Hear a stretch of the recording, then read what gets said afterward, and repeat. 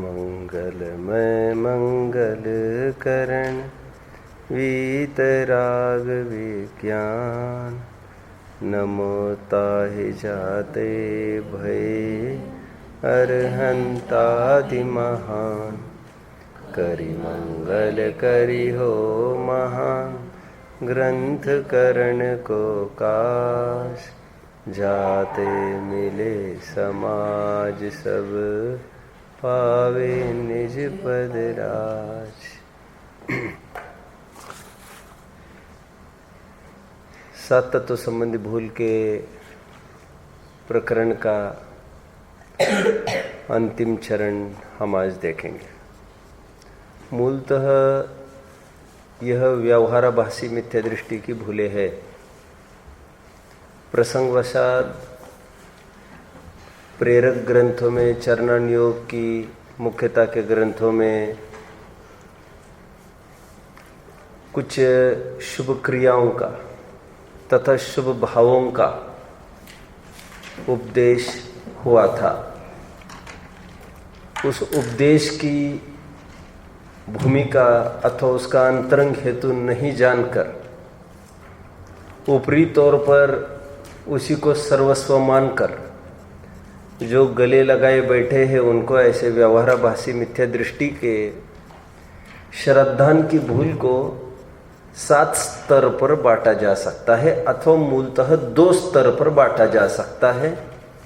एक तो वस्तु स्वरूप संबंधी भूल और एक तो मोक्ष मार्ग संबंधी भूल। वस्तु स्वरूप संबंधी भूल में मुख्यता की बात कर रहा हूं मैं, जीव अजीव तत्व संबंधी भूल, और मोक्ष मार्ग में आश्रव बंध संवर निर्जरा तत्व संबंधी भूल। और मोक्ष तत्व संबंधी भूल तो मोक्ष तत्व संबंधी भूल है, हम ये कह सकते हैं। कोई सज्जन अपनी दोस्त की राह देख रहा था और दोनों का तय हुआ था आगे निकलने का। तो यदि दोस्त की राह देख रहा हो तो बेहतर यह है, यदि तुम राह देख रहे हो दोस्त की, तो तुम पेड़ की छाया में खड़े रहकर राह देखो। फिर जब खड़े रहना ही है तुम्हें, बेटर तो यही था कि तुम्हारा आगे निकल लो, लेकिन तुम में इतनी सामर्थ्य नहीं है आगे निकलने की, भय है तुम्हें, कोई साथी संगाती की आवश्यकता पड़ती है, तो बेटर देन किसी पेड़ की छाया में खड़े रहो ताकि आगे चलने की ताकत तुम्हें बनी रहे। अभी धूप में अभी अकेले खड़े रहकर फोले आएंगे तो आगे कब चलेंगे फिर। वरम व्रतैर पदम दैवम ना व्रतैर वतनारकम छाया तपस्तयोर भेदो प्रतिपालयतोर महान। लगभग मैं समझता हूं ये इष्टोपदेश का तीसरा श्लोक होना चाहिए, जहां पर इसी उदाहरण को कहते समय कि यदि दोस्त की राह देखनी है तो छाया में खड़े रहकर क्यों नहीं देखते हो, धूप में क्यों खड़े रहते हो। और जब दोस्त आ जाए तब आपको यह पता होना चाहिए कि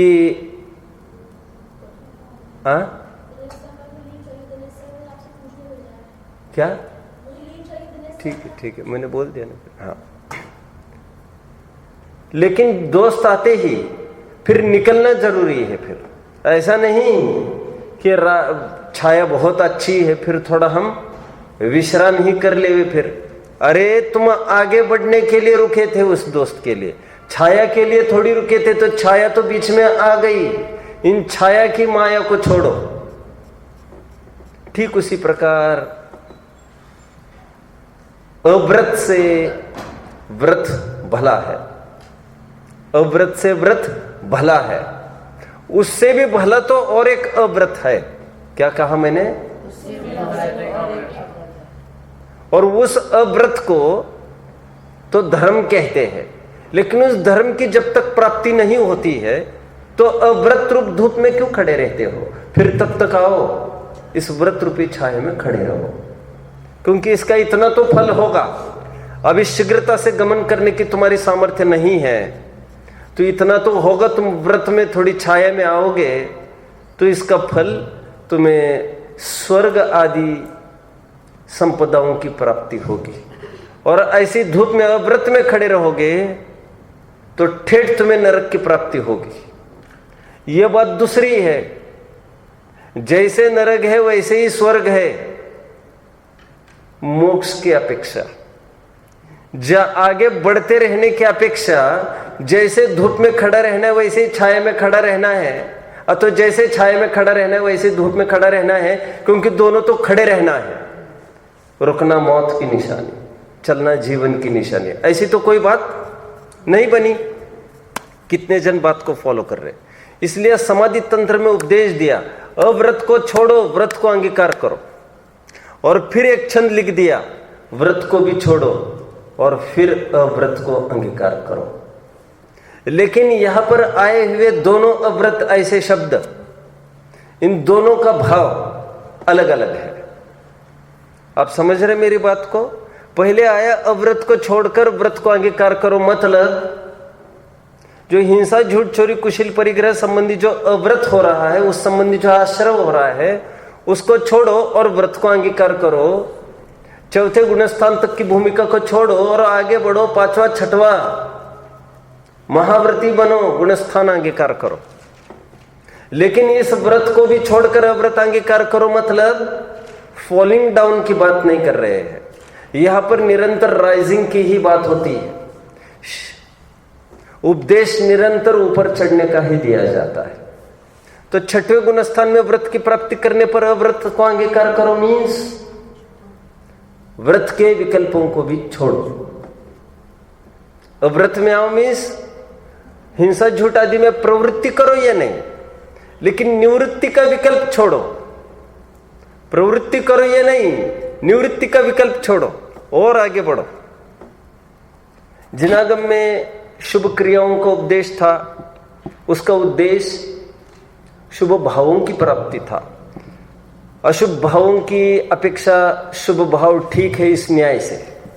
और शुभ भावों का उपदेश का तात्पर्य शुद्ध भाव की संभावना को देखकर था। आप समझ रहे मेरी बात को? दो काम करते हैं शुभ भाव, एक तो अशुभ भाव में जाने से रोकते हैं और एक तो शुद्ध भाव के अवसर पैदा करते हैं। सर्कस आप लोगों ने देखी होगी, ऊपर आदमी झूलता रहता है, नीचे जाल लगा रहता है। आपने देखा है? अंतिम शो होता है या पहला शो होता है? ऊपर आधा किलोमीटर ऊपर झूल रहा है और नीचे जाल है पूरा। यदि जाल न बिछाओ तो यदि हाथ थोड़ा भी फिसले गिर जाओगे तो जाल तुम्हारी सुरक्षा करेगा। इस न्याय से गिरने की अपेक्षा से जाल को अच्छा कहा। लेकिन जाल को कोई अच्छा माने और जाल पर ही पड़ा रहे तो इतने जन इतने टिकट निकाल कर आए हजार रुपए के, वो तुमको जाल पर नाचने, खेलते, कूदते हुए थोड़ी देखने को आए हैं। सबको तो ये चाहिए ताकत, जाल को भी हटाओ और ऊपर झूलते रहो। सच्ची ताकत तो वो है। लेकिन बाय चांस नहीं झूल पाए तो तुम्हारी जान बचे, और जान बचे और फिर से एक नया अवसर पैदा हो। जाल दो काम करता है। क्या काम करता है? गलती से गिरे तो जान बचाता है एक, और जान बचने से ऐसा नहीं अभी जाल को फिर छोड़कर फिर तुम खेलने कूदने लग जाओ, फिर आम जनता में आकर बैठो, ये नहीं, नया अवसर ले लो और ट्राई करो। उसी प्रकार जो शुभ भाव उत्पन्न हुआ, गुप्ती समिति धर्म अनुप्रेक्षा परिचय जय रूप जो शुभ भाव हुआ, वो शुभ भाव दो काम करता है। वो तो एकदम अशुभ भाव में नहीं आने देता और एक अवसर पैदा करता है फिर से ऊपर चढ़ने का। कल काफी चर्चा हुई, जैसे जीजा के जीजा को जीजा कहते हैं, साले के साले को साला कहते हैं, ठीक उसी प्रकार कारण के कारण को भी कारण कहा जाता है। निर्जरा का मूल कारण, सीधा कारण क्या है? बोलेगा नहीं कोई बीच में। सीधा कारण क्या है शुद्ध उपयोग का? खड़े रहो। निर्जरा का सीधा करण प्रकरण के अनुसार बात करना है। निर्जरा का सीधा कारण क्या है?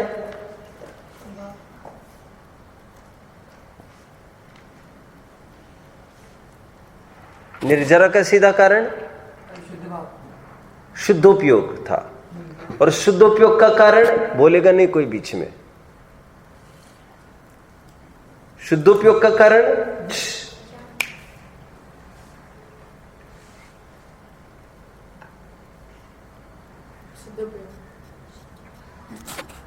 शुद्धोपयोग का कारण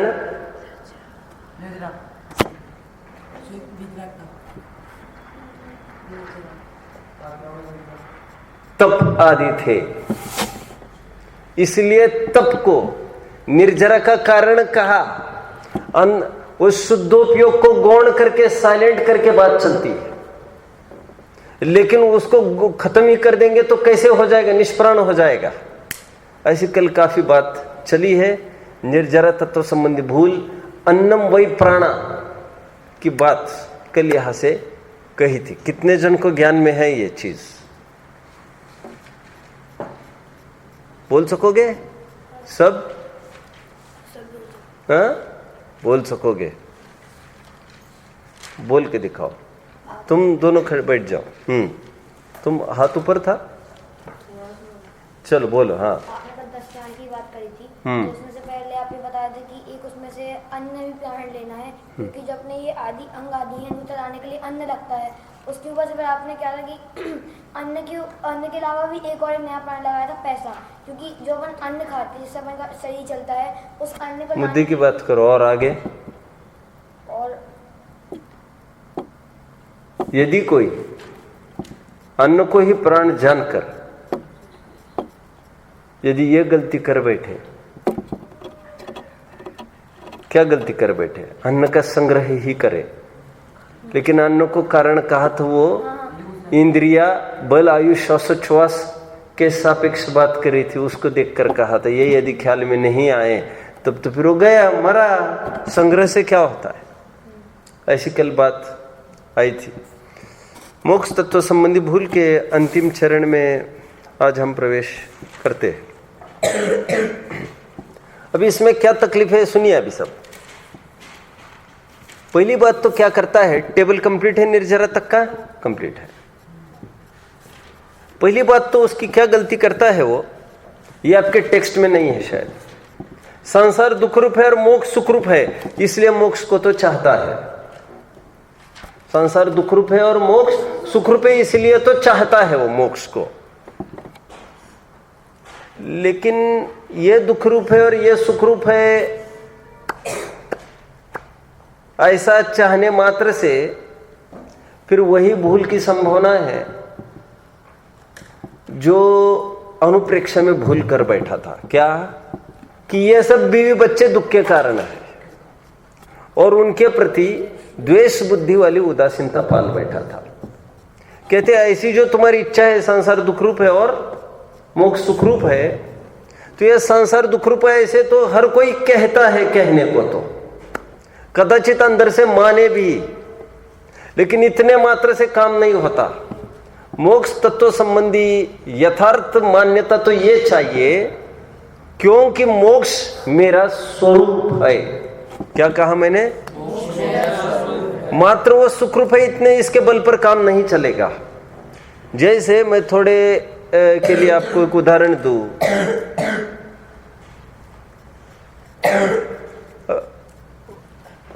यहां से क्लास आपकी पूरी हुई, यहां से जाएंगे आप कौन सी चप्पल पहनेंगे? हाँ,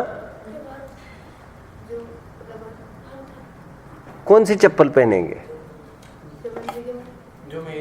जो मेरी है। ऐसे थोड़ी जो अच्छी होगी वो पहन लूंगा साहब, उसमें क्या है? जो अच्छी होगी, जो रबड़ की होगी, जो प्लास्टिक की होगी, जो लकड़ी की होगी, लोहे की होगी, यह कोई बात ही नहीं है। जो मेरी होगी उसको पहनूंगा।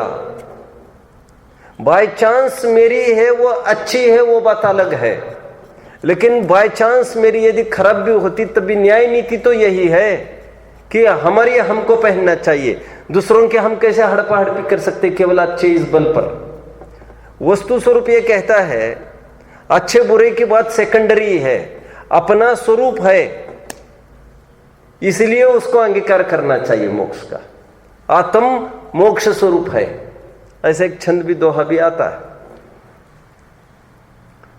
समझ में आता है क्या कहा? मतलब देखम देखी दुनिया कहते हैं इसलिए हम दुख रूप कहे संसार को, और मोक्ष को सुख रूप कहे कुछ ज्ञानी कहते हैं, इसलिए इससे भी बात नहीं बनेगी, क्योंकि ये मेरा स्वरूप है। समझ में आया? एक पॉइंट वहां पर आप इसका भी नोटिंग कर सकते हैं चाहो तो। मानता क्या है मोक्ष को? सुखरूप। वो क्या क्या सुखरूप में क्या मानता है? त्रिलोकी पूज्यपना है, फिर सर्वज्ञता है, सर्वदर्शिता है। समझ में आ रहा क्या क्या मानता है? मोक्ष होगा तो सभी लोग अपने को पूजेंगे, सब कुछ जानने मिलेगा, सब कुछ देखने मिलेगा। लेकिन ऐसा अट्रैक्शन तो सबको है, एकदम निरी अज्ञानी को भी ये अपेक्षा है। क्या अपेक्षा है? खड़े रहने वालों में से क्या अपेक्षा है? लेट आने वालों में से हाथ तो नीचे रखो, लेट कमर्स में से क्या अपेक्षा है? हाँ बोलो। कि अगर मेरे को मोक्ष होगा तो मेरे को सब पूजेंगे। मेरे को की बात नहीं है कि मुझे सभी पूज्य माने, ऐसी इच्छा तो हर एक को है, मोक्ष हो ना हो। तो कहते तुम्हारी नई फीलिंग क्या हुई, और जानने की भी इच्छा हर एक को है। जो मोक्ष अभिलाषी नहीं है उनको भी है, भला तुम्हारी नई इच्छा क्या रही। तो तुमको ये मानना चाहिए दरअसल वे सुख की चाह करते पराई वस्तु से। हम सुख की चाह करते समय हम ये ध्यान रखें ये मेरा स्वरूप है, पराई वस्तु में से सुख नहीं आता है। ये मेरी वस्तु है और मैं स्वयं सुख स्वरूपी हूं, मोक्ष स्वरूपी हूं। क्या मानता है? त्रिलोकी पूज्यपना, सर्वज्ञता, सर्वदर्शिता। मानना क्या चाहिए? अपना स्वरूप। इनके साथ अपना स्वरूप है। ये एक पॉइंट हुआ। सेकंड पॉइंट पर आइए। पहला पॉइंट कितने जन समझ रहे हैं? लेट कमर्स थोड़ा सा स्टे और अच्छे से बोल के दिखा सकेंगे? अनुभव मार्ग मोक्ष को अनुभव मोक्ष स्वरूप, मोक्ष स्वरूप। चलो बैठो, अभी तुम चलो बैठ जाओ, तुम भी बैठ जाओ, तुम भी बैठ जाओ। चलो तुम आए थे टाइम पर, टाइम वाले हो, बैठो। फिर तो उठाना ही है अभी फिर से। नेक्स्ट पॉइंट पर बढ़ते हैं अभी, मोक्ष तत्व संबंधी भूल के।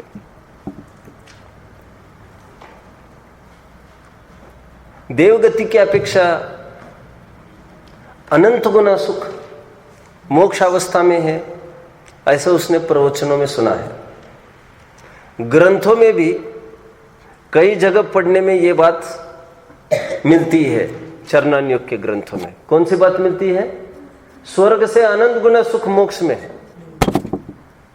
ऐसी उसकी मान्यता है। वो क्या करता है?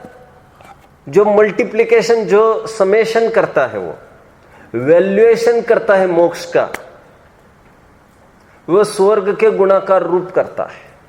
क्या करता है? मजबूरी में हमको बताना था तो हम बताते थे प्रवचनों में। क्या बताते थे? लोग पूछते थे मोक्ष कैसा होगा, मोक्ष कैसा होगा, तो यहां से हम कंपैरिजन करके कहते थे जैसा स्वर्ग सुख होता है ना, वहां पर ऐसा करते वैसा करते हैं, ऐसे विमानों में घूमते हैं, ऐसे बड़े बड़े महलों में रहते हैं, वहां पर न भूख लगती न प्यास लगती, और एवन शरीर होता है, एवन गहने आभूषण होते हैं, कोई मारपीट नहीं, कुछ नहीं, उससे अनंत गुना सुखी। ऐसा हम कहते थे। वो क्यों कहते थे? तुमको अट्रैक्शन स्वर्ग आदि संपदाओं की ओर न होकर मोक्ष का आकर्षण हो, इसलिए। लेकिन तुमने क्या मान लिया? स्वर्ग में 32 कम से कम देवांगनाएं होती है, तो मोक्ष में 32,000 होगी। फिर वहां पर इतने गहने, इतने विमान हैं, तो वहां पर उससे अनंत गुना सामग्री होगी। फिर वहां पर तुम ऐसा मानने लग गए। हम इस अपेक्षा से वर्णन नहीं कर रहे थे। और खरेखर विचार किया जाए तो मल्टीपल है ही नहीं। वो क्या कहा? मल्टीपल तब होता है तब जब जाति एक हो। यहां पर तो जाति ही अलग अलग है, स्वर्ग सुख की और मोक्ष सुख की। और जो ये कहता है मोक्ष सुख ये स्वर्ग सुख से अनंत गुना है, तो हम पूछते हैं मैथमेटिकल फॉर्म में स्वर्ग सुख में कितना सुख है? 0। एंड 0 मल्टीप्लाइड बाय अनंत 0।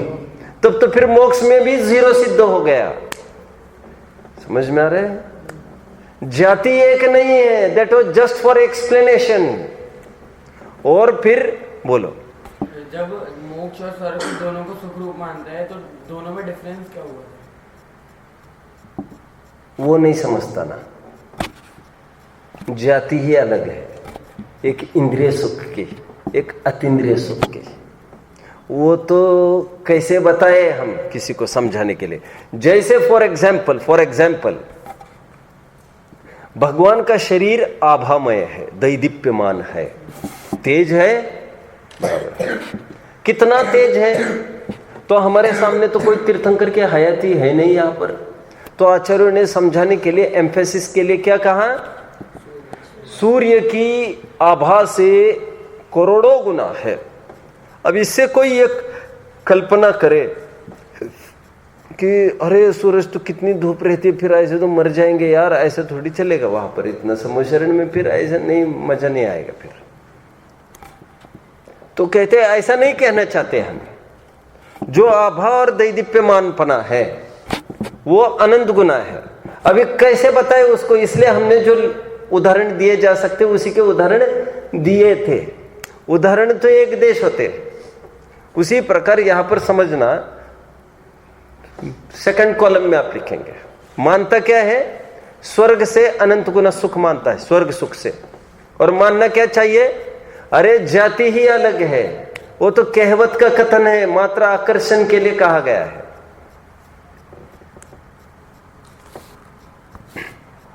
और इसीलिए वो क्या भूल करता है? वो यह भी भूल करता है कि शुभ भाव का ही उद्यम मानता है। कैसे शुभ भाव का उद्यम मानता है मोक्ष के लिए?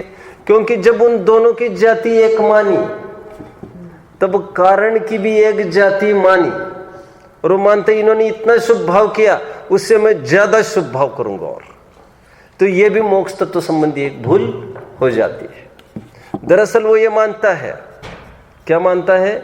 इन्होंने इतना काल तप किया, वे यहां चले गए। जैसे नकुल और सहदेव 5 पांडवों में से, अर्जुन, भीम और युधिष्ठिर ये चले गए मोक्ष, नकुल सहदेव चले गए स्वर्ग। तो वो ये कहता है इन्होंने थोड़ी साधना करी, इन्होंने ज्यादा करी। तो थोड़ी साधना करी उसका फल ये, ज्यादा साधना करते तो वहां पर चले जाते।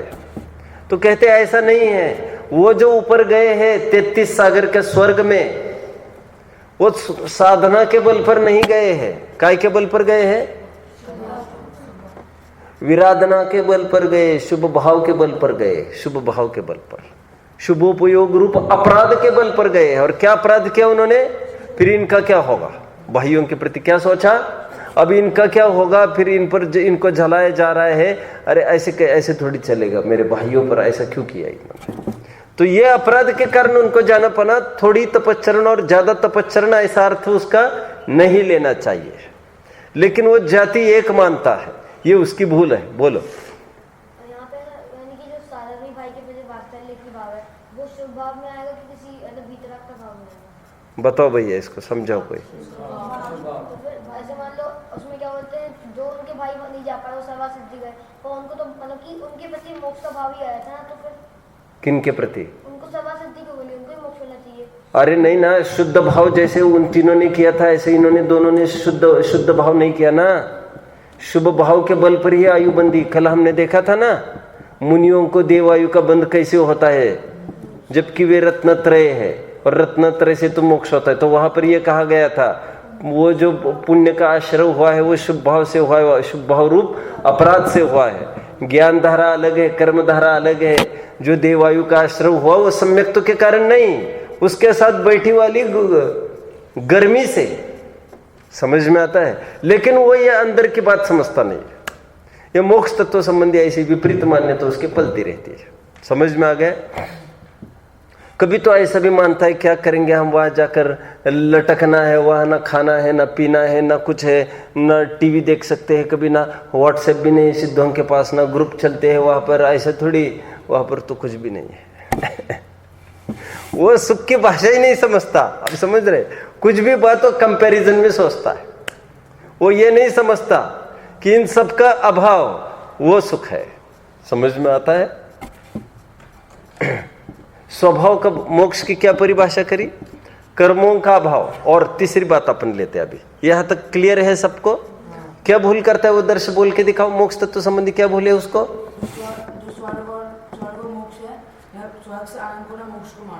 आनंद होना, और मोक्ष को सुख रूप जाना है उसने। लेकिन ये सुख की परिभाषा जानता कब है? ये खाना पीना इसी को तो सुख मानता है, तो उनको तो उल्टा लटकता फिर क्या करेंगे? वह करेंगे क्या साहब? वो करना क्या है? करने को ही जो धर्म मानता है वो कैसे समझेगा ज्ञाता दृष्टा की ताकत, वितराग भाव की ताकत, शुद्ध भाव की ताकत, शुद्ध भाव की पूर्णता वही मोक्ष है, ऐसा वो जानता ही नहीं। तीसरे पॉइंट पर अपन आ जाते हैं अभी। तीसरे पॉइंट में कर्मों का अभाव उसको मोक्ष मानता है, अथवा निर्बंध होना उसको मोक्ष मानता है, कर्म का बिछुड़ना उसको मोक्ष मानता है। ठीक है, लेकिन साथ साथ उसको यह भी मानना जरूरी था, ये टेक्स्ट में नहीं है। क्या मानना जरूरी था?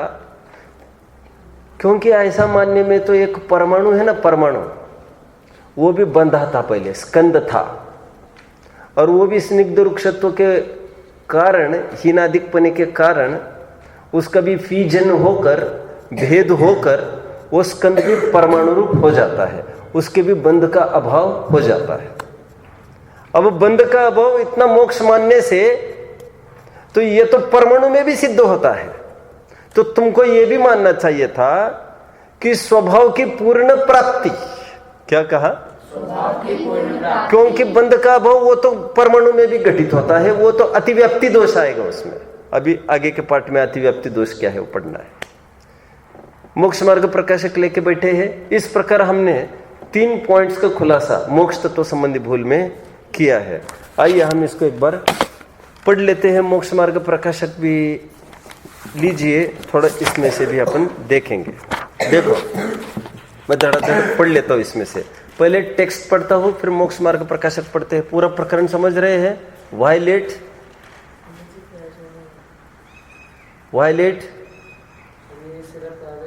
हाँ, कैसे चलेगा ऐसा कैसे चलेगा? लेकिन क्या कर रही है? देखो टेक्स्ट, मोक्ष और स्वर्ग के सुख को एक जाति का मानता है, जबकि स्वर्ग सुख इंद्रिय जन्य है और मोक्ष सुख अतीन्द्रिय है। शब्द तो एक ही है ना एक्चुअली, क्या? सुख। जैसे देव एक ही शब्द है, बहुत जनों को जमलिंग हो जाता है, उनको भी देव कहा, इनको भी देव कहा, और अन्य मति तो उनको देव मानते ही है जिनको हम देव कहते हैं। अब समझ रहे बात को? उन्हीं को वे देव मानते हैं, स्वर्ग आदि देवों को। अभी सुख का भी यह स्वरूप नहीं समझता बात को। क्या कर रहे हैं? इसलिए वो ऋषि जी थे, वे बहुत अच्छा बाइफरकेशन करते थे। वो कहते थे कायदे से अतीन्द्रिय सुख जिसको हम कहते हैं वो खरेखर सुख ही नहीं है। सुख नहीं कहना चाहिए उसको, आनंद ही कहना चाहिए। ये तो अतीन्द्रिय शब्द से हमने उसको विलक्षणता दिखा दी, लेकिन सुख इस शब्द की तरफ ध्यान दीजिए। ख मीन्स इंद्रिया, ख मीन्स, ये तो आप जानते हो, ख ये इंद्रियों का सूचक अक्षर है। कहते हैं सुख जो इंद्रियों को सुहावना लगे, दुख जो इंद्रियों को दुखदायी लगे। अब कहने का तात्पर्य सुख और दुख ये दोनों इंद्रिय सापेक्ष कथन है, ऐसा वे कहते थे। तो वो कहते थे आनंद बोलो, अतीन्द्रिय सुख को आनंद। अभी ठीक है, क्या बोलने का तो झगड़ा है नहीं, क्योंकि आचार्य ने अतीन्द्रिय सुख ऐसे शब्द का प्रयोग भी किया है, लेकिन वो सुख के नाम पर वो इंद्रियों को ही जानता है। ठीक है, 6 ढाला पढ़ी है आप लोगों ने? अभी नहीं पढ़ी। उसके अंतिम छंद में 6 ढाला में आया है कैसे सुख का अनुभव करते हैं वे। सम्यक दृष्टि केवली, वो कहते हैं इंद्र के ना ही कहो, क्या है वो इंद्र आदि से भी नहीं कहा जाता, ऐसे सुख का बखान करते, इतना बहुत बड़ा, बहुत बहुत बहुत सुखी। तो बहुत में जब बात करते तो मल्टीपल की ही बात समझ लेता है। देखो टेक्स्ट देखो, मोक्ष और स्वर्ग के सुख को एक जाति का मानता है, जबकि स्वर्ग सुख इंद्रिय जन्य और मोक्ष सुख अतीन्द्रिय। 1 2 स्वर्ग और मोक्ष के कारण को भी एक मानता है, जबकि स्वर्ग का कारण शुभ भाव है और मोक्ष का कारण शुद्ध भाव है। आइए अभी थोड़ा सा मोक्ष मार्ग प्रकाशक में रेफर करते हैं। हमने 3 पॉइंट्स कहे थे, वो 3 पॉइंट्स में यहां से पढ़ के दिखाता हूं। तथा सिद्ध होना उसे मोक्ष मानता है, वहां जन्म मरण रोग क्लेश आदि दुख दूर हो। और एक पॉइंट लिख सकते हो टेबल में, पहले पॉइंट में क्या मानता है मैं, त्रिलोकी पूज्यपना आदि है ना, वहीं पर और लिख सकते हैं आप, रोग आदि का दूर होना, जन्म मरण आदि का रोग दूर होना, ऐसे भी लिख सकते हैं। वह जन्म मरण रोग क्लेश आदि दुख दूर हुए, रोग नहीं होना ऐसे तो हर एक जन चाहते हैं, इसमें नया तुम क्या चाहते हो। और अनंत ज्ञान द्वारा लोकालोक का जानना हुआ, त्रिलोक पूज्यपना हुआ इत्यादि रूप से उसकी महिमा जानता है। सो सर्वजीवों के दुख दूर करने की, ज्ञेय जानने की तथा पूज्य होने की इच्छा है। यदि इन्हीं के अर्थ मोक्ष की इच्छा की तो इसके अन्य जीवों के श्रद्धांत से क्या विशेषता हुई। कितने जन ने बात को समझा, कितने जन प्रकरण को समझ रहे हैं, कितने जन, क्या ध्यान नहीं है क्या आप लोगों का? फिर उठाना पड़ता है क्या सबको?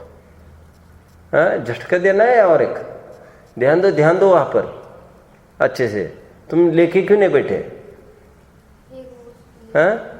दोस्ती, फ्रेंडशिप, फिर शेयरिंग। एक पॉइंट ये हुआ। सेकंड पॉइंट, तथा इसके ऐसे भी अभिप्राय है कि स्वर्ग में सुख है, उससे अनंत गुना सुख मोक्ष में है। सो इस गुणाकार में वह स्वर्ग मोक्ष सुख की एक जाति जानता है। वह स्वर्ग में तो विषय, ये 233 पेज पर हूं मैं, 233 मोक्ष मार्ग प्रकाशक। सो इस गुणाकार में वह स्वर्ग मोक्ष सुख की एक जाति मान जानता है। दूसरा पॉइंट चल रहा है, दूसरा पॉइंट, पहले पॉइंट हुआ क्लियर? क्लियर दर्श बता सकोगे ना? बताओगे क्या? वह स्वर्ग में तो विषयाधिक सामग्री जनित सुख होता है, उसकी जाति इसे भाषित होती है, परंतु मोक्ष में विषयाधिक सामग्री है नहीं। आपको याद है, मैंने कभी सुनाया होगा, एक आदमी था, बैलगाड़ी चलाता था, उसी से अपनी रोजी रोटी निकालता था। किसी ने यह कहा उसको, मेरा भाड़ा करो तुम, वहां तक जाना। बोले इतना दूर मैं नहीं जा सकता। बोले चलो मैं पहली बार ससुराल जा रहा हूं। तो पहले जमाने में ऐसा होता था, जो जमाई के साथ आता था, दूल्हे के साथ आता था, उसकी भी खूब अवभगत होती थी, खूब आदर सत्कार स्वागत उसका भी बहुत होता था ससुराल में। तो उसने सोचा क्यों चांस छोड़े। और फिर उस आदमी ने यह भी कहा, देखो मैं तुम्हें कितना किराया लेते हो तुम वैसे? बोले मैं इतना लूंगा। तुम एक काम करो, मैं 1.5 गुना दूंगा तुमको। अब तो चलोगे? वो तो ठीक है, लेकिन आपको मुझे गुडराब खिलानी होगी वहां पर। क्या खिलानी होगी? गुडराब। गुडराब जानते हैं आप? गुडराब किसी के घर पर नहीं बनती गुडराब, आटे में और गुड़ को मिक्स करके बनती है। नहीं जानते आप लोग? खाने की चीज होती है।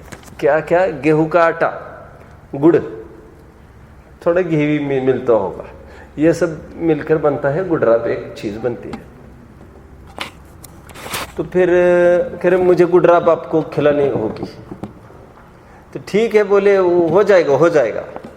वो बार बीच बीच में रुकता और कहता, साहब आपने वचन दिया है, अब 1.5 गुना तय है अपना किराया, और साथ आप मुझे गुडराब खिलाएंगे समझो, पिलाएंगे समझो। तो कह रहा हाँ क्यों नहीं, मैंने तो बोल दिया है ना। अब वे गए ससुराल, उसके सामने भोजन परोसा गया, दूल्हे के बराबर इसको भी दूसरे कमरे में भोजन परोसा गया। ये थाली देखी इसने, देखता ही रह गया, लेकिन सब जगह इसकी दृष्टि एक पर थी, किस पर? गुडराब पर, और इसको कहीं भी गुडराब नहीं दिखी। तो इसका माथा ठनका और फिर एकदम गुस्से से उठ गया और बोला ये धोखा है। मैंने वहां से बात तय की थी कि मुझे गुजरात खिलाएंगे आप लोग। तो उसने कहा मूर्ख, सब लोगों ने उसको कहा तू गुजरात की बात करता है जो काय से बनता है, गेहूं के आटे से। क्या क्या भाव है गेहूं का आटा? क्या भाव है गेहूं का आटा? गेहूं क्या भाव है? 20-30 रुपए किलो। और गुड़, गुड़ क्या भाव है? 20-30 रुपए किलो। और यहां पर हमने बादाम का हलवा बनाया है, काजू का हलवा बनाया है, रबड़ी बनाई है, मलाई बर्फी बनाई है हमने। नहीं मुझे तो गुड़रब चाहिए, ये धोखा, ये धोखा है। कि मूर्ख ये खाकर देख तो तुम्हें पता चलेगा। नहीं नहीं साहब ये धोखा है, तो मुझे ये नहीं खानी है, ऐसी चीज मैंने कभी ना खाई है ना खाऊंगा, मैं तो गुड़राब ही खाऊंगा, कम में मैं समझौता नहीं करूंगा। तो उसको 2-5 जनों ने पकड़ लिया, हाथ पैर पकड़ लिए और उसका मुंह पकड़कर उसको एक कोर उसका डाल दिया अंदर, मान के चलो बादाम के हलवा का अथवा मलाई की बर्फी का दे। और जैसे उसने खाया उसके होश उड़ गए, कभी जीवन में खाया ही नहीं था आज तक, तो उसके लिए गुडरा भी वॉज द ओनली लिमिट। आज उसने ये जाना ऐसी भी चीज है। तो कह रहे तू गुडराब से ऊपर की सोच नहीं सकता क्या? इसको कूप मंडुकृति कहते हैं। समझ में आ रहा है आप लोगों को? तो सुख के नाम पर उसकी सोच नहीं बढ़ सकती ना, क्योंकि उतनी ही सोचता है जितना इंद्रिय सुख उसने देखा है। तथा इससे ऐसे भी अभिप्राय है कि स्वर्ग में सुख है, उससे अनंत गुण सुख मोक्ष में है। सो गुणाकार में वह स्वर्ग मोक्ष सुख की एक जाति जानता है। वह स्वर्ग में तो विषादिक सामग्री जनित सुख होता है, उसकी जाति इसे भाषित होती है, परंतु मोक्ष में विषादिक सामग्री है नहीं। सो वहाँ के सुख की जाति इसे भाषित तो नहीं होती, परंतु महान पुरुष स्वर्ग से भी मोक्ष को उत्तम कहते हैं, इसलिए यह भी उत्तम ही मानता है। जैसे कोई गायन का स्वरूप न पहचाने परंतु सभा के सर्व लोग सराहना करते हैं, इसलिए आप भी सराहना करते हैं, उसी प्रकार ये मोक्ष को उत्तम कहता है। सब वे मोक्ष को बाहरी कह रहे तो हम कैसे नहीं कह सकते? जरूर कुछ न कुछ अच्छी चीज होगी, ऐसे थोड़ी है। यह वह कहता है, शास्त्र में भी तो इंद्रादिक के आनंद गुण सुख सिद्धों में प्ररूपित किया है। किसकी दुहाई दे रहा है ये? शास्त्र की दुहाई दे रहा है। जैसे तीर्थ उत्तर, जैसे तीर्थंकर के शरीर की प्रभा को सूर्य प्रभा से कोटि गुनी कही, वह उनकी एक जाति नहीं है, परंतु लोक में सूर्य प्रभा की महिमा है, उससे भी अधिक महिमा बतलाने के लिए उपमा अलंकार करते हैं। उसी प्रकार अभी किसी ने कहा उस लड़की का चेहरा चंद्रमा समान है चंद्रमा समान, इतना चमचमाता रहता है, इतना चमचमाता रहता है। अब वो उपमा अलंकार ही नहीं समझ रहा है, उसको जाति एक जाति अपेक्षा कथन किया है। ठीक है, हाँ। उससे भी अधिक महिमा बतलाने के लिए उपमा अलंकार करते हैं। उसी प्रकार सिद्ध सुख को इंद्रादि सुख से अनंत गुना कहा है। वह उनकी एक जाति नहीं है, परंतु लोक में इंद्रादि सुख की महिमा है, उससे भी बहुत महिमा बतलाने के लिए उपमा अलंकार करते हैं। 2 बिंदु कितने जन समझे? बोलो। हवाला, फिर हवाला पूछेगा क्या? साक्षी, शास्त्र की साक्षी दे रहे हो, प्रमाण प्रस्तुत कर रहे कि साहब इसमें लिखा है, आप क्या कहते हो? अनंत गुना ने अनंत गुना देखो मल्टीपल टाइम्स, मल्टीपल यहां लिखा, यहां ऐसे कहता।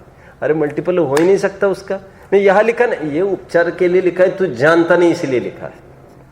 आगे फिर प्रश्न है कि सिद्ध सुख और खड़े रहो, खड़े रहो। फिर प्रश्न है कि वह सिद्ध सुख और इंद्रादि सुख की एक जाति जानता है, ऐसा निश्चय तुमने कैसे किया? समाधान, जिस धर्म साधन का फल स्वर्ग मानता है उस धर्म साधन ही का फल मोक्ष जानता है, मतलब कारण के एक पन मानता है। कोई जीव इंद्रादिक पद प्राप्त करते हैं, कोई मोक्ष प्राप्त करते हैं, वह उन दोनों को एक जाति के धर्म का फल हुआ मानता है। जैसे थोड़ा शुभ भाव किया तो सर्वार्थ सिद्धि गए, और ज्यादा शुभ विशुभ भाव करते तो मोक्ष चले जाते, फिर तो इनका नंबर लग जाता है। इतना वो जानता है, एक ही जाति मानता है। स्वर्ग मोक्ष की एक जाति मानता है और उनके कारण की एक जाति मानता है। ये 2 पॉइंट्स तो टेक्स्ट में चल चुके हैं। आगे ये पैरा ओमिट करो, आगे बढ़ो। तथा कर्म निमित्त से, जो मैंने तीसरा पॉइंट लिखा है उसकी बात, तथा कर्म निमित्त से आत्मा के औपाधिक भाव थे, उनका अभाव होने पर आप शुद्ध स्वरूप केवल आत्मा हुआ। जैसे परमाणु स्कंद से पृथक होने पर शुद्ध होता है, उसी प्रकार यह कर्मादिक से भिन्न होकर शुद्ध होता है। विशेष इतना कि वह दोनों अवस्था में सुखी दुखी नहीं है, परंतु आत्मा अशुद्ध अवस्था में दुखी था। अब इसका अभाव होने से निराकुल लक्षण आनंद सुख की प्राप्ति हुई। स्वभाव की पूर्ण प्राप्ति उसको ये नहीं समझता। समझ में आता है? ये 3 बिंदु के आधार से हमने प्रकरण आज 7 तत्व संबंधी भूल का पूरा किया। किसी को कोई प्रश्न होगा तो देन यू आर वेलकम। कोई प्रश्न?